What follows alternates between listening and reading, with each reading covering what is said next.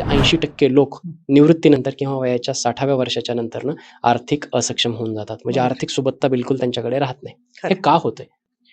आता खरं म्हणजे मी आता एक तुला एक्झाम्पलनीच हं. समजवेन, की का असं होतंय. आता बघशील ना, पगार हं. मी बघतेय क्लायंट्सचे, अगदी चांगले आहेत पगार. हं. 1,00,000, 1,50,000 म्हणजे ज्यांचे कमी आहेत ते स्वतः प्रयत्न पण करतात आणि आपला पगार वाढवण्याचा बरोबर. प्रयत्न करतात. बट आता 1,00,000, 1,50,000 कमवणाऱ्यांना मी हं. जेव्हा माझ्याकडे येतायत कन्सल्टिंगला, तिथे मला नोटीस होतंय, आता तुम्ही जर का 1,00,000-1,50,000 किंवा 75,000-80,000 पगार कमवताय, तुमचं लाईफस्टाईल आहे आपल्याकडे इथे. हं, हं. आता जरी 80, 1,00,000 पगार येतोय, तू तसंच तुमचं लाईफस्टाईल ठेवणार म्हणजे एखादं चांगलं घर घेणार. बरोबर. चांगलं घर घेणार तर आपल्याकडे पैसे तर तेवढे नसतात, म्हणजे हं. लोन घेणं भाग आहे. हं. म्हणजेच त्याचे अंदाजे 50,000 ते 60,000चा EMI आला.